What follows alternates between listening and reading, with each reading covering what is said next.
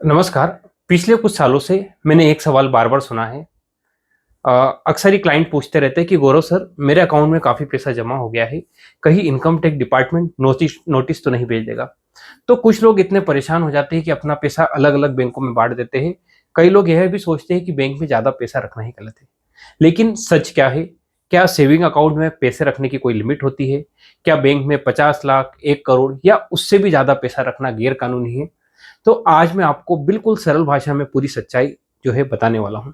और यकीन मानिए, वीडियो खत्म होने तक इस विषय को लेकर आपके मन में जो भी भ्रम है वो दूर हो जाएंगे।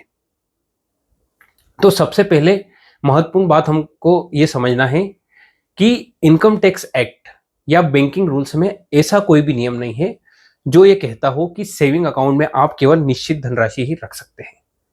मतलब अगर आपके अकाउंट में 20 लाख रुपए है, 50 लाख रुपए है, 1 करोड़ है या उससे भी ज़्यादा है, तो केवल बैलेंस ज़्यादा होने की वजह से कोई भी समस्या नहीं है।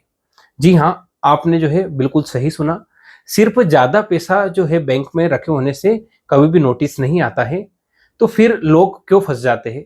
क्योंकि डिपार्टमेंट आपका जो है अकाउंट का बैलेंस देखकर ही नोटिस नहीं भेजता है। डिपार्टमेंट यह देखता है कि जो पैसा है वो कहाँ से आया है, यानी कि सोर्स ऑफ इनकम क्या है। अगर आपके पास उस पैसे को लेकर कोई उचित रिकॉर्ड है तो चिंता की बात बिल्कुल भी नहीं है। मान लीजिए कि आपने कोई प्रॉपर्टी बेची है या फिर आपका कोई जो पुराना इन्वेस्टमेंट है वो आपने बेचा है, या फिर बिजनेस से कोई कमाई हुई, या फिर ये जो बचत है वो सैलरी से रिलेटेड है, या फिर ऐसी कोई आय है जिसका आपके पास रिकॉर्ड और प्रमाण आपके पास मौजूद है। तो बैंक में बड़ी राशि रखना है अपने आप में कोई भी अपराध नहीं है। तो अब यहाँ एक गलती होती है और यहीं से जो है वो दिक्कत जो है वो शुरू हो जाती है। तो क्या होता है कि बहुत से लोग ये सोचते हैं कि बैंक अकाउंट में पैसा रखना समस्या है, जबकि वास्तव में जो समस्या है अक्सर वो होती है कैश ट्रांजैक्शन की वजह में, यानी कि नगद की जो लेन-देन है उस वजह से। इसलिए यहाँ पर आपको 2 बातें हमेशा याद रखना चाहिए। तो पहली बात ये है कि अगर आप बैंक में एक बार में 50,000 या फिर उससे अधिक कैश जमा करते हैं, तो बैंक आपसे जो है पैन की जो है जानकारी माँगता है। यह एक सामान्य प्रक्रिया है ताकि ट्रांज़ैक्शन का जो है वो रिकॉर्ड वो उपलब्ध रहे।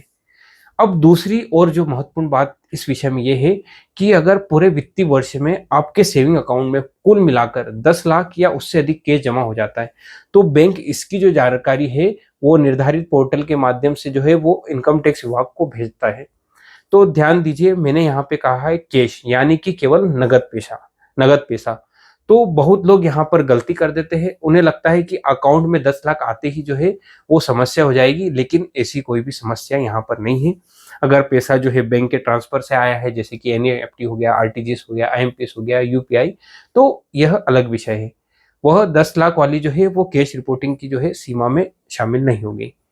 यहाँ पर आप एक बात और महत्वपूर्ण जो है वो आप जान लीजिए यहाँ पर, कि डिपार्टमेंट को रिपोर्ट किया जाना और डिपार्टमेंट को द्वारा नोटिस जो भेजना है, दोनों बातें बिल्कुल अलग-अलग है।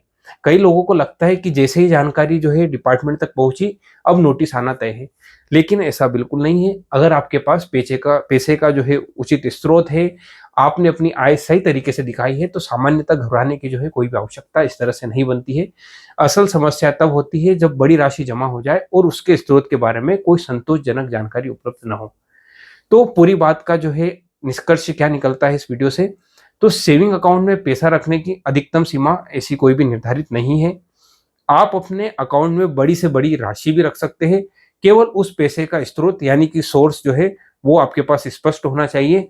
अगर आपकी आय वैध है, रिकॉर्ड उपलब्ध है और आवश्यकता अनुसार अगर आप टैक्स के जो है कंप्लायंस कर रहे हैं, तो बैंक में बैलेंस ज़्यादा होने से ऐसी कोई भी समस्या आपके सामने नहीं आएगी। इसलिए अफवाहों पर नहीं, नियमों पर भरोसा रखिए।